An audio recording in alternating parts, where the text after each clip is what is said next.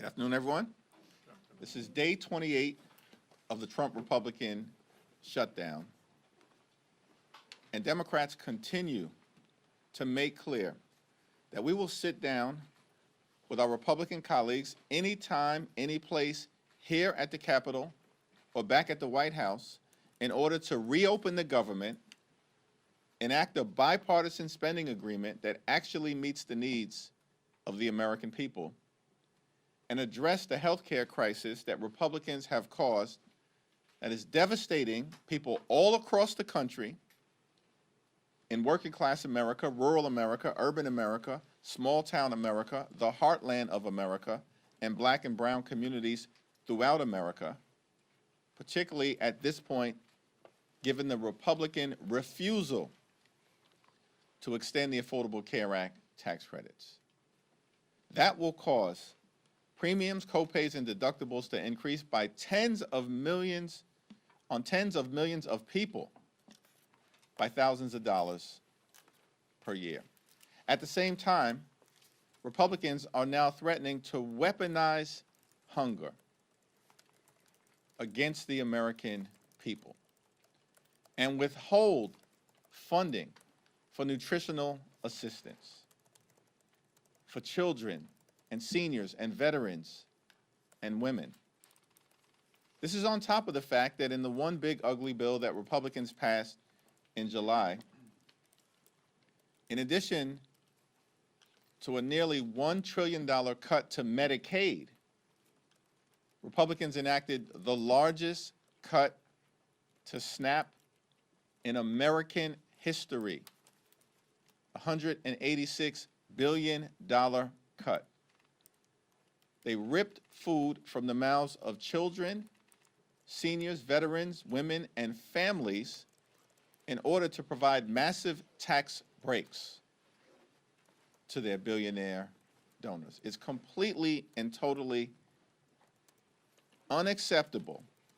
And on top of that, now they're threatening to withhold funding that the Trump administration has in a contingency fund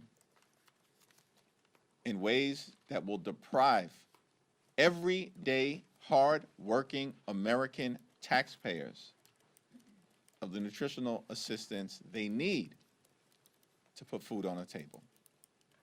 It's now my honor to yield to the top Democrat on the Appropriations Committee, Congresswoman Rosa DeLauro.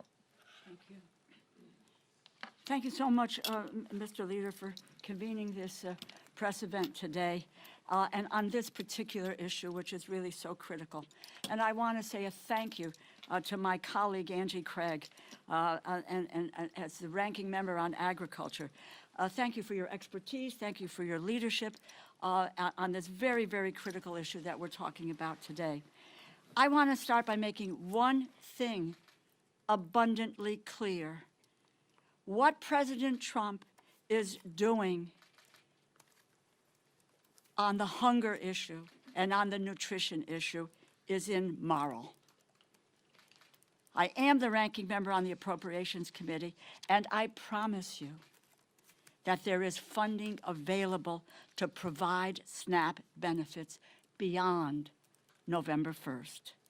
There is, at the very least, over $5 billion in contingency funds that Congress set aside.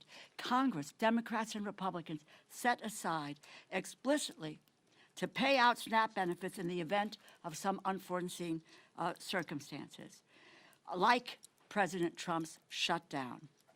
They are, in fact, by doing this, in violation of the Empowerment Control Act of 1974. The contingency funding that we set aside for SNAP is not optional spending. It is required by the law. We appropriated that money for this purpose. The White House must spend it, and what they are doing right now, blocking these funds from going out, is illegal. As a matter of fact, on October 1st, they took $750 million from this fund to deal with paying benefits in Puerto Rico and providing administrative costs to other states. So they acknowledge that this fund can be used in order to deal with SNAP benefits. There's nothing stopping the Trump administration from making sure that every single one of the 42 million Americans, 16 million children, 8 million seniors, 4 million people with disabilities, 1.2 million veterans receive nutrition assistance in November. And we are at a cost of living crisis with skyrocketing food costs. And President Trump is doing right now is using the fear that so many working people have about where their next meal is coming from as a political bargaining chip. Does anyone actually believe for 1 second that if President Trump really wanted to cover the SNAP benefits, they would not be able to find the money? When he wanted to bail out his buddy in Argentina, they found $40 billion. When he wanted to build a new ballroom to host his billionaire donors, they found $350 million. They found the money. When he wanted to make sure his Homeland Security Secretary could fly in style on 2 new luxury private jets, they found the money, $172 million. But now, when it comes to making sure hungry families can put food on the table, all of a sudden, they can't find the money. And what it costs us every month is $8 billion. And I saw the Secretary, Rollins, this afternoon saying it's at 9.2. I'm trying to find out where she got that number. It's $8 billion to cover SNAP dollars. Is that right, Angie? That's right. Angie knows these numbers by heart. She's now talking about 9.2. False. And that there is no, they have, with the snap of a finger, that money can be released and get to people who need it. So if there's between $5 and $6 billion, we may be $2 billion short, but that's enough to get us into November until what we're doing, and then we can look to deal with the rest of it. The Trump administration is more than happy to cut backroom deals. They want to dole favors out to the highest bidders. It's a shame that 16 million children who rely on SNAP benefits did not shell out a hefty donation to the president's inaugural fund. But they're only kids, after all. House Republicans are still on vacation. We have not voted on any legislation in over a month. But if they were here, I doubt that they would object to the president's decision, not just because they are too cowardly to stand up to him under any circumstances, but because decimating food stamps, its food stamps, is what they have wanted all along. Their big, beautiful bill, as the leader has pointed out, and his signature piece of legislation slashes SNAP funding by $189 billion. That will strip 22 million Americans of some or all of their nutrition assistance over 10 years. Let me just conclude by saying to you that does anybody believe there is a shortage of food in the United States of America? Anyone who believes that? No. We have an abundance of food here in this country. And the president is required by law to use the remaining money in the contingency fund that Congress appropriated. It's not up for debate. He has the broad authority to transfer funds beyond that to cover the program. If he does not do so, it is because he chooses to not do it. It may be because they don't care about feeding hungry families. I don't deal with food insecurity as a phrase. This is about hungry people. People going hungry in the United States when we have an abundance of food in this country. This is not a game, it's people's lives. We're the wealthiest nation in the world, as I said, with the abundance of food, and no one, not an adult, not a child, not a senior, not a veteran, should go hungry in the United States. Under President Trump and Republicans' failed leadership, it is just one crisis after another. Open enrollment for health insurance begins in 4 days. They have not addressed the health care crisis they created. President Trump and the Republicans should return to Washington, end the shutdown. Vacation is over. We are here, we are working, and we are ready whenever they decide to join us. Let me turn it over now to the really indefatigable and will be chair of the not appropriations, of the Authorization Committee, Angie Craig from Minnesota. Well, thank you so much, Rosa, and thank you, Leader Jeffries. We are here today because President Trump and Secretary Brooke Rollins have chosen to take food away from 42 million Americans.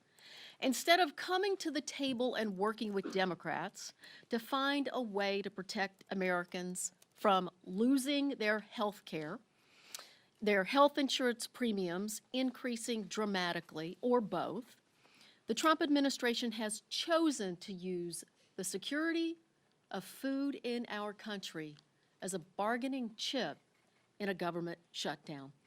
The president can't even be bothered to be in the country while Americans line up at food shelves across our nation. 440,000 Minnesotans alone need access to the SNAP program. The Trump administration has the appropriated funds and legal authority to fully fund SNAP in November, plain and simple. They are refusing to follow the law, and they are cutting food assistance when there are ample funds available, over $5 billion in the SNAP contingency fund, and they have the legal statutory transfer authority to fund the rest. If the president wanted to help feed hungry Americans, he would. He's shown us that. He does whatever the hell he wants to, whether it's legal or not. This is not only legal, but it is the right thing to do. But his actions have shown a callous disregard for America's seniors, veterans, and families with children.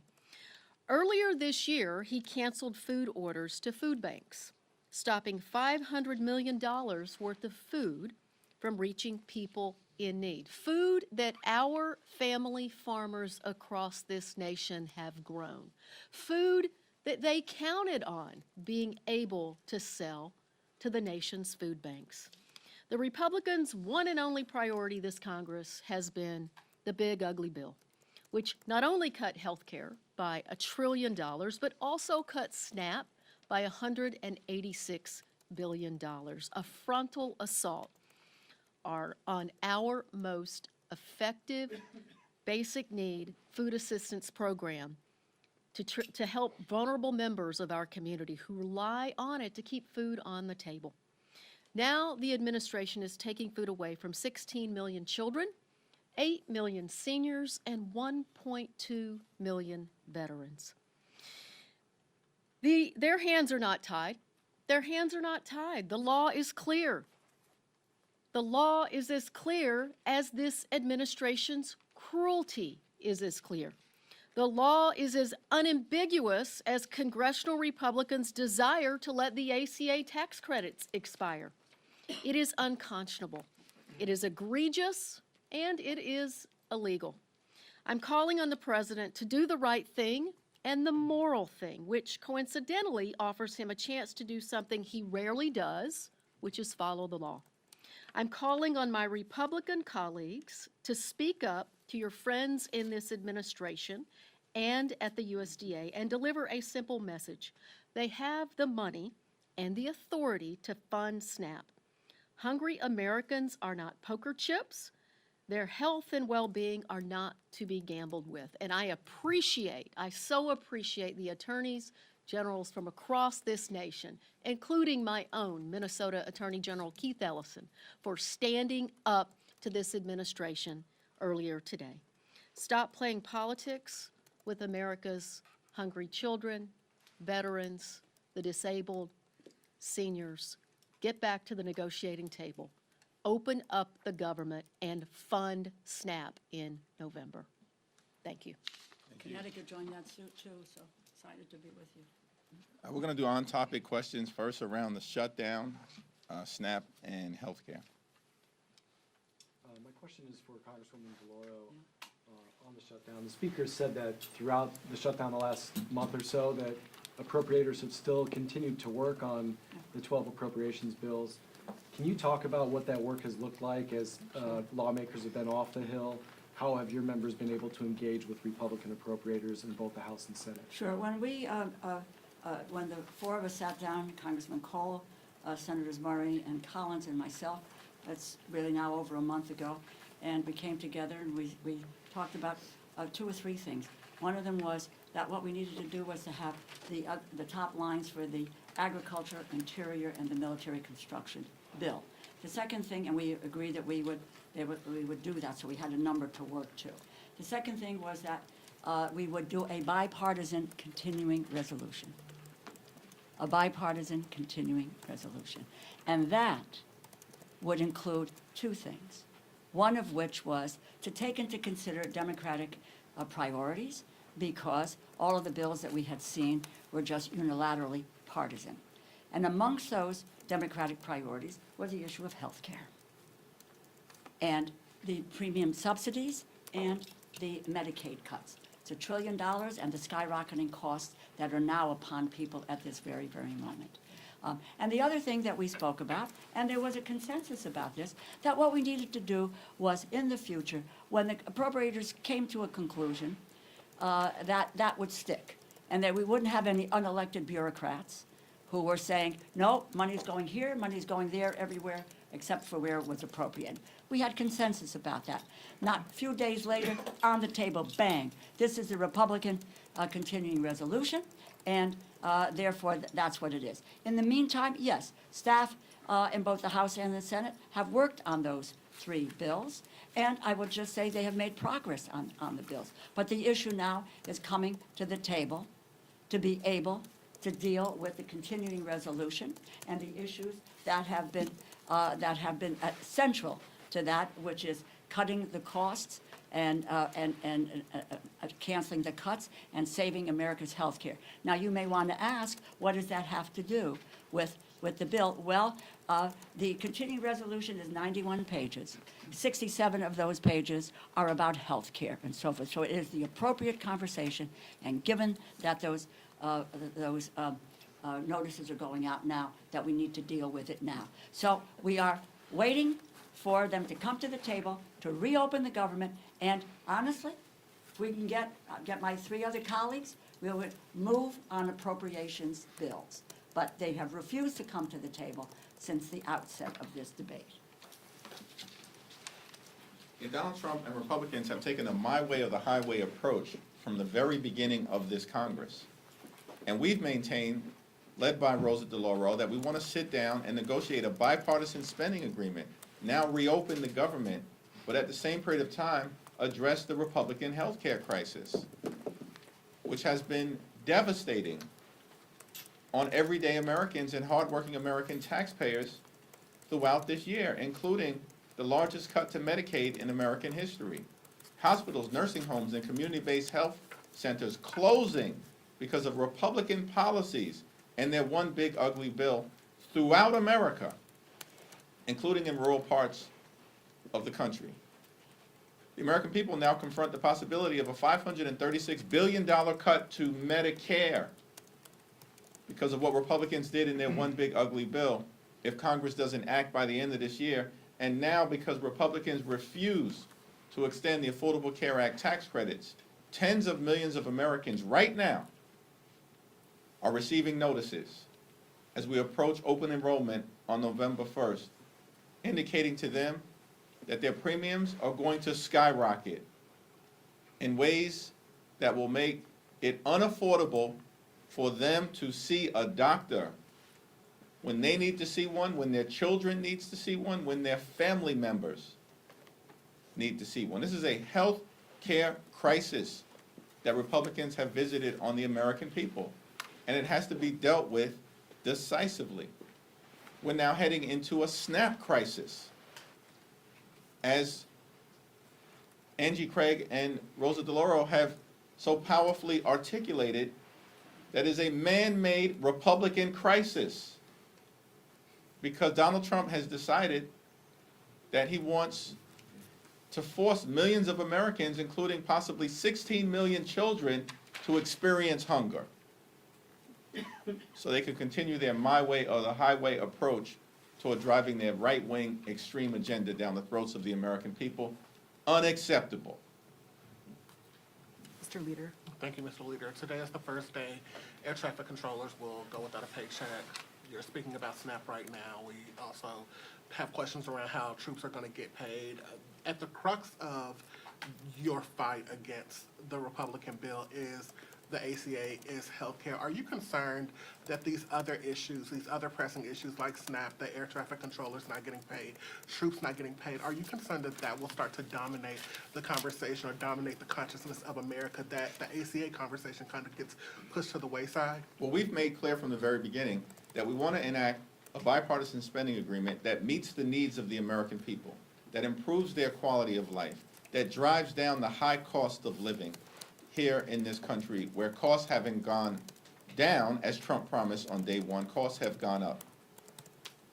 And we set out from the very beginning in September that we want to reach a spending agreement that's bipartisan, that meets the needs of the American people in 3 areas: their health, their safety, and their economic well-being. And that, of course, includes making sure that they can put food on the table in the wealthiest country in the history of the world. Donald Trump and Republicans have launched an all-out assault on the American people from the very beginning of this presidency. And it's cruel, and it's punitive, and it's hurting everyday American. We want to reopen the government. Republicans in the House have been on vacation now for 5 consecutive weeks. They've canceled votes for 5 consecutive weeks. This is extraordinary. If we reached an agreement, they wouldn't even be here to pass one, because they want to keep the government closed. And we're just going to continue to urge them to come to the negotiating table so we can reach the type of bipartisan spending agreement that the American people deserve. I don't know, Mr. Angie, what else you want to say? I would just add to that, look, you know, the time is now that people are looking at what their healthcare costs are going to go up. November 1st, when people opened their portal in Minnesota on MNsure, the average increase for a 60-year-old couple is going up $15,000 next year.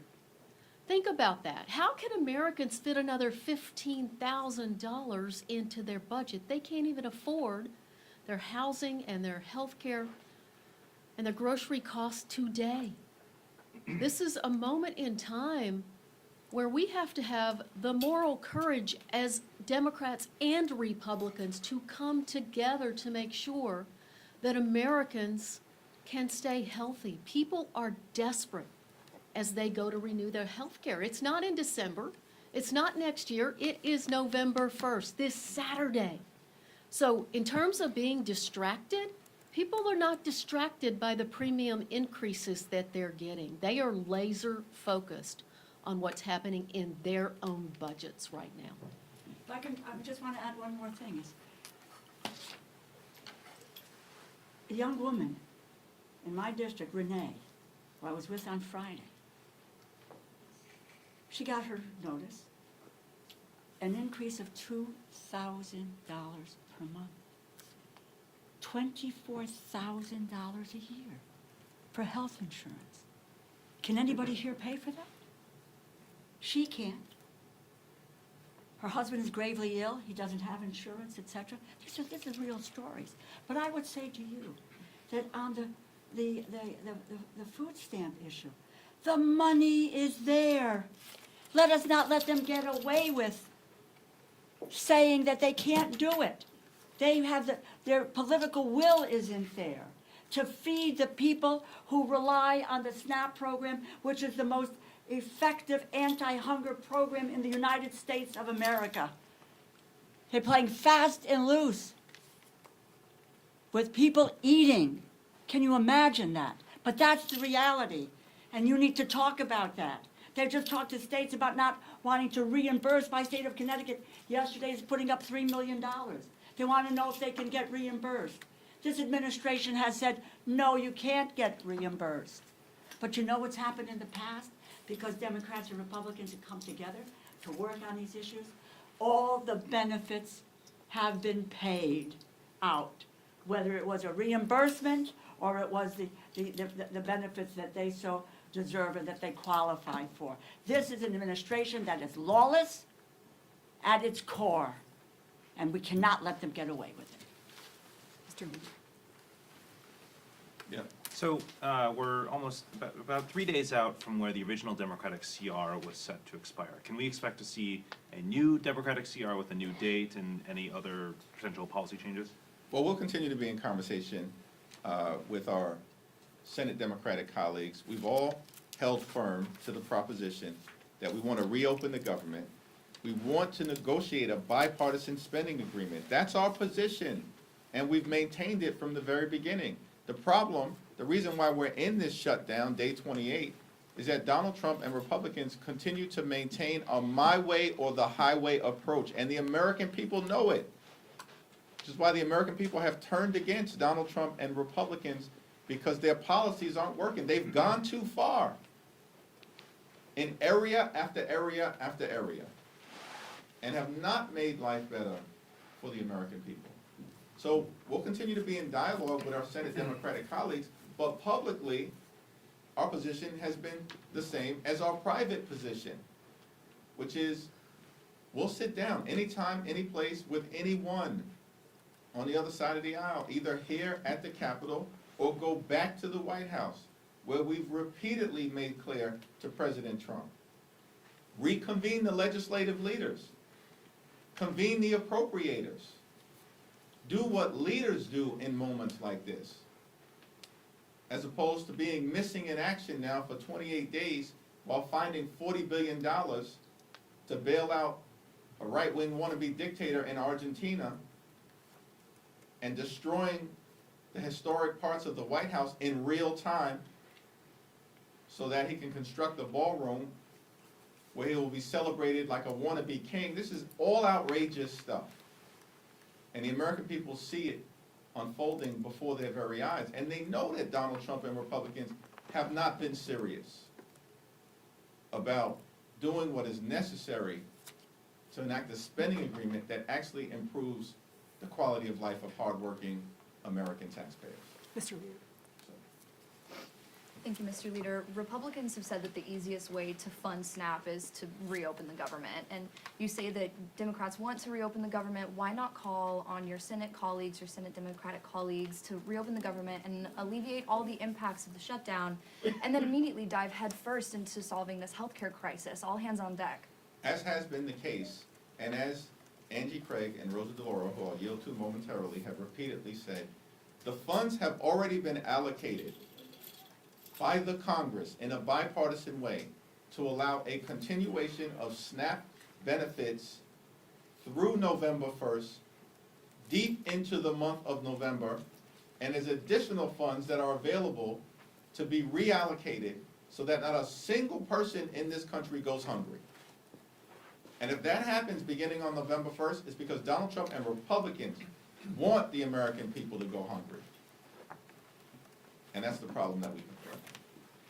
Yeah, that's absolutely the case, and that's exactly what the lawsuit that was filed across this country by 23 states, District of Columbia, others, says that they have an absolute legal responsibility to use the contingency fund to fund SNAP. That we have never seen a lapse in funding of SNAP during a government shutdown previously.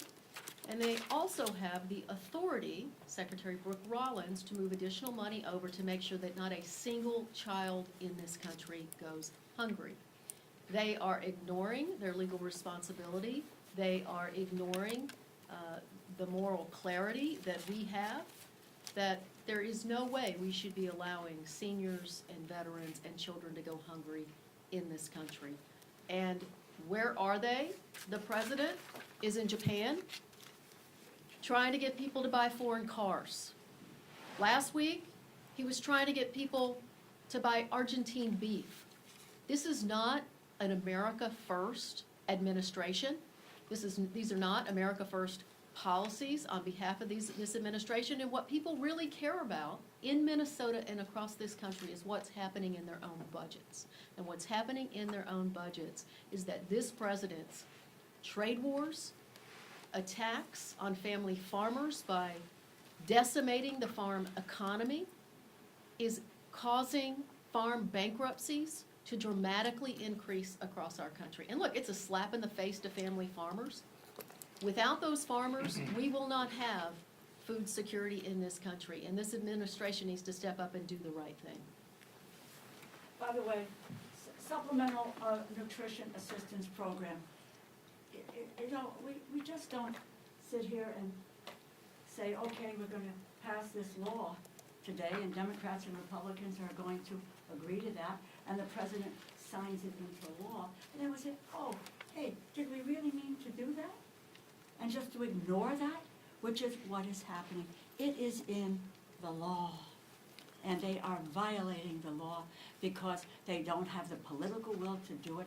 Because, you know why? Because what they want to do is, as Secretary Rollins did this afternoon on TV, is to say that the Democrats are responsible for taking food out of the mouths of children, or some other, quite honestly, cockamamie excuse that she might have for not following what the law of the land is. But it is, quite frankly, starting with January, there's been an unbelievable violation of the Constitution and the laws of this nation with this administration. But you know, let's stand our ground and let the people know that the money is there. They need to wave their magic wand, and the money will go out in short order. We'll be able to get 42 million people fed in the way that the food stamp program has done from its outset. We thank Congresswoman Rosa DeLauro and Congresswoman Angie Craig for their continued leadership. Thank you. Thank you. This question is for any of the representatives, but now it'll be for you, Leader Jeffries. Mike Johnson and some of his Republican colleagues have pointed out the pain of Americans losing access to nutritional assistance programs, including in this press conference today. Although they do blame Democrats for funding health care for who they call illegal aliens, do you think there's going to be any flexibility for them in meeting with Democrats to address this issue, given they've talked about it? The Republicans passed their one big ugly bill in July. And that bill hurts everyday Americans to reward their billionaire donors. And in that bill, they enacted the largest cut to Medicaid in American history. Hospitals, nursing homes, and community-based health centers are closing all across the country, including in Louisiana, because of what Mike Johnson and Republicans did in that one big ugly bill. And at the same time, they cut SNAP benefits by $186 billion. Donald Trump and Republicans literally ripped food from the mouths of hungry children, seniors, families, and veterans in order to reward their billionaire donors. That's what the one big ugly bill was all about. And so at this moment in time, these Republicans have zero credibility as it relates to the issues connected to health care and SNAP.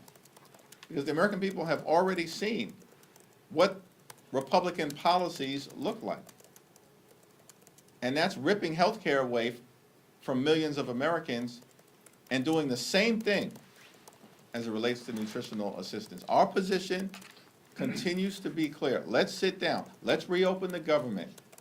Let's find a path toward a bipartisan spending agreement that actually meets the needs of the American people. But we have to address the Republican health care crisis and the fact that on November 1st, just a few days from now, open enrollment will begin and reality will strike for tens of millions of Americans who receive their health insurance, both from the Affordable Care Act tax credits and beyond, that their health care costs are about to skyrocket, in some cases increase by $10,000 per year, $15,000 per year, more than $20,000 a year. These are working class Americans who are about to be hit with these dramatic increases that they cannot afford. And that's why Democrats continue to be in this fight until we win this fight. Thank you, Leader Jeffries. The House Oversight Committee released their report into the former President Biden's auto pen use and the probe that they investigated. And Attorney General Pam Bondi said that the DOJ will initiate a review of the Biden administration's reported use of the auto pen for pardons. Can I get your reaction to that? The so-called chairman of the House Oversight Committee, James Comer, continues to behave like a malignant clown.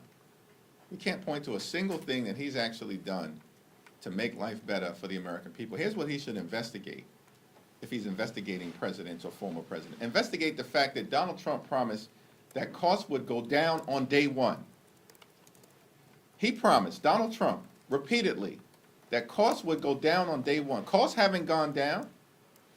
They're going up. Inflation moving in the wrong direction, as evidenced by the most recent report that was just issued last week. Housing costs are up, grocery costs are up, child care costs are up, electricity bills are through the roof.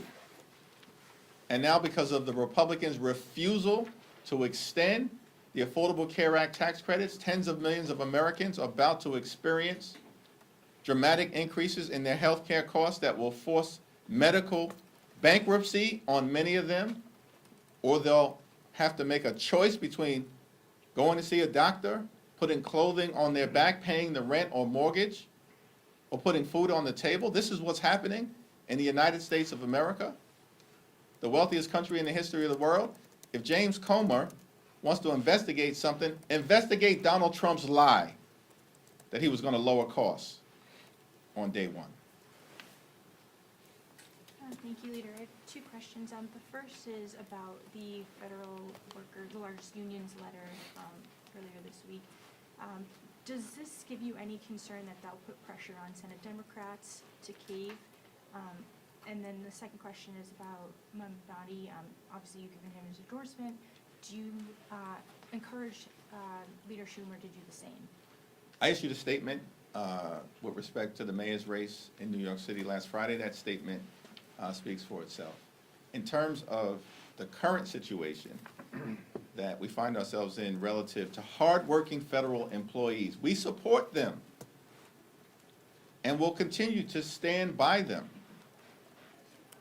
The Trump administration has fired or let go more than 200,000 hardworking federal civil servants this year prior to the shutdown that they're visiting on the American people. That's what the Trump administration has done. This year, fired more than 200,000 hardworking federal employees. They have been targeting civil servants from the very beginning of this presidency. In fact, members of the Trump administration have said publicly that they want to traumatize federal employees. That's what they've said. That's what the OMB director said. So our position will remain consistent. We want to reopen the government.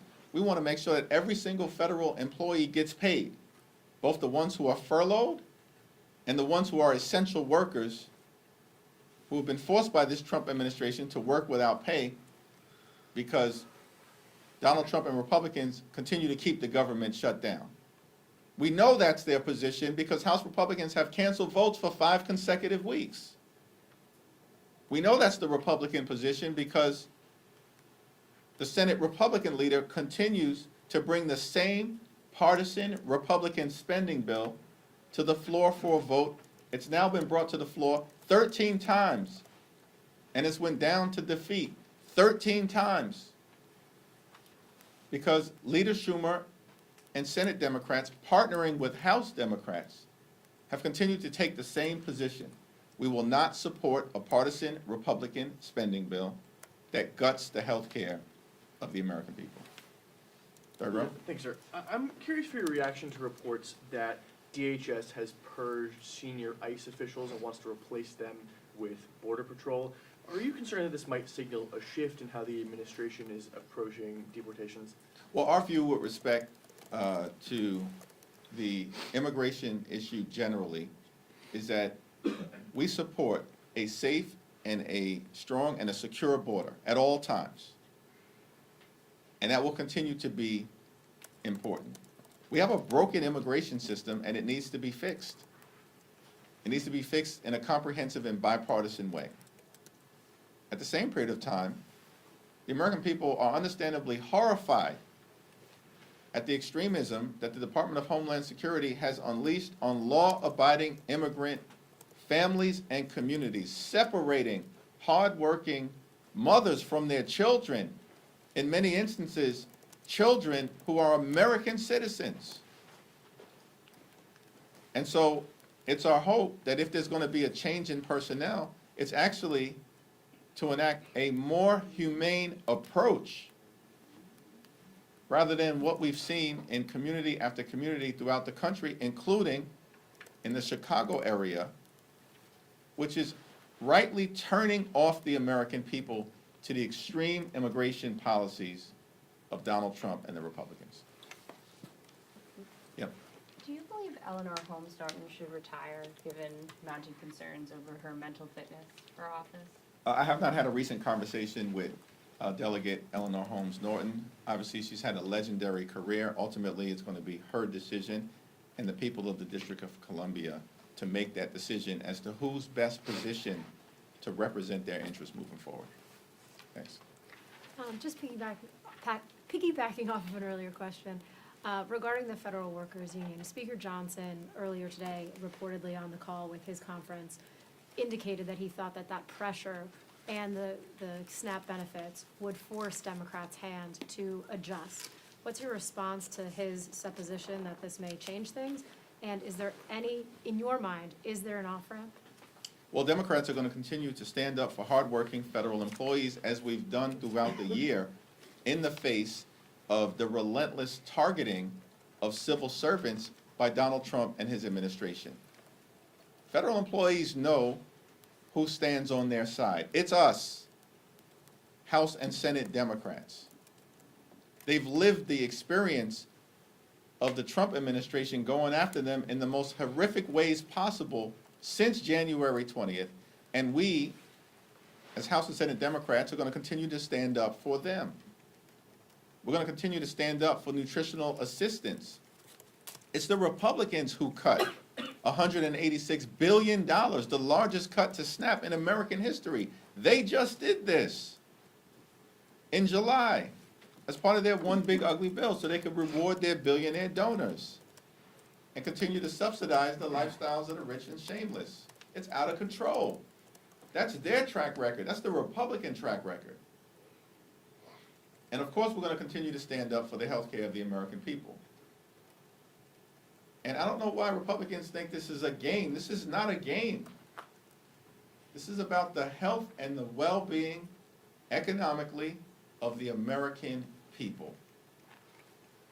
And Democrats are going to stay in this fight until we win this fight for working-class Americans, for middle-class Americans, and for hardworking American taxpayers. Thank you all. Thank you.